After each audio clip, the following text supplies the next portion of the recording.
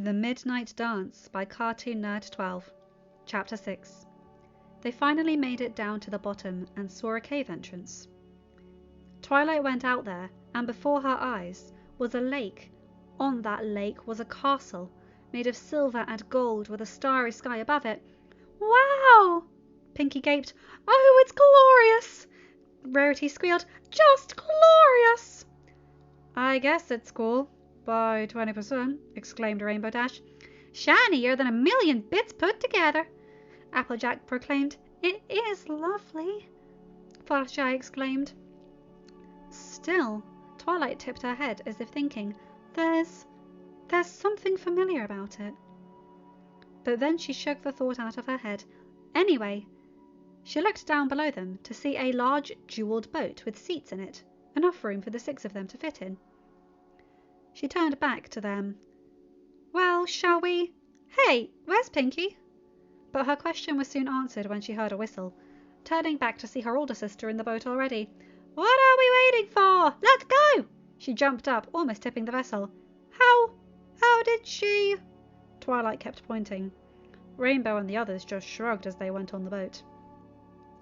By making it across the water, they reached their destination, and the silver doors swung open for them, revealing a large golden ballroom inside. "Oh!" they awed in amazement as they got in to have a look around. "Sun Pony, make sure I don't wake up from this dream come true!" Rarity started going around the ballroom in excitement. "You're not dreaming," said Applejack, touching a nearby vase. "It's really real." "In that case, I may never want to leave this place." The white unicorn grinned widely. "The flowers are so pretty here." Fluttershy looked at the plants in silver and gold planters. The flowers and leaves on the plants were also silver or gold, shining bright. "You know what this place needs?" Pinkie twirled. "Music! I wish for music to dance to." Suddenly the flowers opened up, releasing glowing dust, and swirled onto the dance floor, creating instruments that played all on their own. "Whoa!" Rainbow lingered on what she had just seen, and the others did too. "That is so awesome!" She flew up in exhilaration. "My goodness!" Rarity sat in bewilderment. Twilight decided to study the flowers more closely. "This is incredible! I've never heard or read anything about magical flowers. Just as long as we can party, I like them."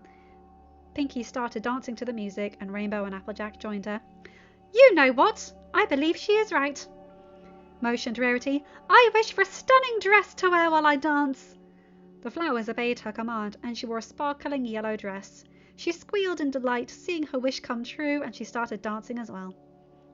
Twilight shrugged at Fluttershy. "Well, if you can't reason with them, might as well join them." She went onto the floor to do her own style of dance moves. Fluttershy moved gracefully along with her sisters as they kept dancing away. After what seemed like hours, Twilight stopped dancing and started to yawn, which started a chain reaction to her sisters as they yawned too. When Applejack finished her yawn, she asked, "How long do you think we've been here?" "I'm not sure." Twilight went to the flowers and said, "I wish to know the time." The flowers' magical pollen came out and made a grandfather clock on the other side of the room. When Twilight saw there was a little hand was pointing, she freaked out. 3 o'clock in the morning! "Oh, my!"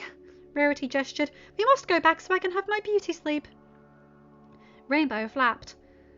"But we'll come back tomorrow night, right?" "Of course we will," jumped Pinkie. Even when sleep-deprived, she still had enough energy to be hyper. "This is the most fun I've had since before Mother told us we had to have suitors." Twilight gasped in realization. "You're right. Being down here has made me forget what we have to face in the above world." "It does," Applejack agreed. "Oh, it really does," smiled Fluttershy. "We have to come back. We must," declared Rarity. "And we will," said Twilight. "But right now we need to get some sleep." They nodded their heads before they headed back to the boat and reached the shore to the cave and the stairs. The next morning Applejack made it down to the kitchens to help with breakfast. She gave out a yawn before going in. As tired as she was, that didn't stop her from doing her morning chores. But when she entered the room, she was surprised to see Spike standing on a footstool and mixing pancake mix in a bowl. "Sabak?" He turned his head towards her and smiled. "Oh, hey, Applejack." He turned back to the bowl and started singing to himself. "What are you doing up so early?" She knew perfectly well that the dragon would still be sleeping in his own room of the castle. "Well, what are you doing up so late? I know for a fact you're always awake at the crack of dawn." "Apple Bloom," she slid her eyes. "Well, yes. So why are you sleeping in late?" Slight panic came over her. The girls agreed before they went to sleep for the rest of the night that no one would know of their special place, for fear it might be taken away from them, of the happiness they were given. However, she had to be truthful all the same. We were catching up with each other, and Pinky started this crazy pillow fight. We stayed up late afterwards." "Oh, well, that's Pinky for you." She giggled. "Yep." She ended up staring at him, but quickly shook her head. "So, anyway, why are you here, and not with Twilight at this time?" "I put a note in the library telling her that I was helping you out today." "Oh." Then her eyes widened as she realized, "Hey, wait a minute. I don't need help. I can handle things myself. I never said you couldn't. I just rather be with you today." He looked up at her. Her cheeks started flushing. He caught himself of what he just said. "I mean, I just want to see what other work is like in the castle." "Yeah, that's it," he mumbled. "Oh, sure. Right." She did a steady laugh and turned her head away, scolding herself for hoping he was hanging out with her just because he wanted to. That was close, Spike thought. I can't give myself away if I'm ever to find out if Applejack has feelings for me. Maybe if she does, I can shower her with gifts instead of Rarity. Since she hasn't shown any feelings for me, maybe all this time I've been crushing on the wrong princess. Applejack is just as beautiful as her sister, maybe even more. She looks out for every servant that lives here. She did take in Apple Bloom to live and work here since the poor filly was an orphan from the streets. Now she's friends with Sweetie Belle, one of Rarity's younger maids, and Scootaloo, Rainbow's assistant when she does her outdoor activities. Speaking of which, where are those fillies? They always report to me in the morning for their list of duties to do." Applejack must have read his thoughts, because the next thing she asked was, "Say, where is Apple Bloom? She's usually here when I'm here." No sooner had she said that than she heard a loud crash coming from the other room that was used for storage for all the food. They rushed in to see 3 fillies covered in flour. "What in the hay is going on in here?"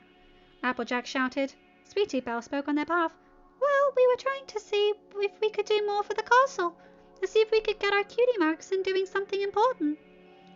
Scootaloo took over, and we thought that inventory would be the best way to do it. But I guess it didn't work. Sorry, Applejack."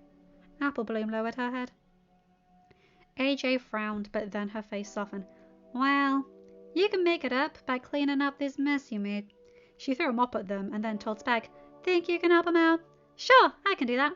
He grabbed another mop and started cleaning with them. Pretty soon the floor started to shine.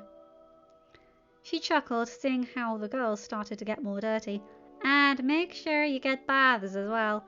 "Bath? No!" Rainbow Scootaloo screamed in horror. "Oh, yes," Applejack replied, and then said with a smile, "and then you 3 can take the rest of the day off." "Really?" The 3 fillies' eyes widened in disbelief. "Really?" Spike found it hard to believe either. "Really. Your ponies are still young. And when you said you wanted to find out about your cutie marks, I reckon you're right. You can't find your special talents in the castle if you're working. Go have some fun." "Yeah!" The trio cheered. "But wait," said Sweetie. "What about Rarity? And Rainbow Dash?" Scoots inquired. "Don't you worry about them. I'll take care of it as soon as I finish making breakfast." "Yay!" They cheered again and went to go and get cleaned up. Applejack was about to return to the kitchen counter until Spike stopped her by pointing out, "Wait, Applejack, let me tell them. It is after all my job to deliver messages between the royal family." "That's sweet, but I don't want you to overwork." "Overwork? Overwork?" He practically shouted. "I'm anything but overworked. I haven't even started on my duties yet for today, because you haven't given me anything to do yet. Spike, please, it's not nurse. No, I'm going to do it, and you will not stop me." He was about to stomp out. Applejack was flabbergasted until she had a look of anger and shouted, "Oh, yes, I can. I order you to stay put." Then she gasped and covered her mouth while Spike stopped dead in his tracks. Realizing what she had done, she had never used her royal status on any servant before. But to use it on a servant that was more of a dear friend to her and her sisters since they were little was alarming. He slowly turned back to her, and she saw shock in his eyes, as if thinking the same thing she was. Spike, I'm so sorry. I didn't mean... Just... why? He nearly whispered with his big green eyes. With his green eyes growing big. She slumped down, daring not to look at him. I don't want to see you working so hard when you hardly get anything in return. All those years I've seen you doing things for Rarity, for you, not to get anything in return. I don't want you thinking that you have to do stuff for me if I can't repay anything to you. AJ, and that's why I can't let you work for me. It'll be much more work than what you're used to, and I don't want you to get hurt. AJ, he lifted her chin, which surprised her to see him so close to her, and smiling at her. You don't have to return anything. I did that stuff for Rarity because I wanted to. And I want to do stuff for you now for that same reason. And honestly, I don't care how hard it'll be. Just as long as we do it together, I'm sure we can make it easier. You're sure about that? Positive, he smirked. A smile grew on her face, and then, with a determined look, AJ said, Then move your tail. We got pancakes to make. He saluted and exclaimed, Aye, aye! That caused the two of them to laugh. Although the pancakes were delicious, thanks to Spikeswift cooking them with his fire, hardly any pony at the table could enjoy them because of Blueblood's attitude of wanting a better quality meal. Rainbow then mentioned to the Queen that she would be spending time with Blueblood that morning. Once their mother approved and looked away for a second, the rainbow-haired princess gave the pampered prince the stink eye.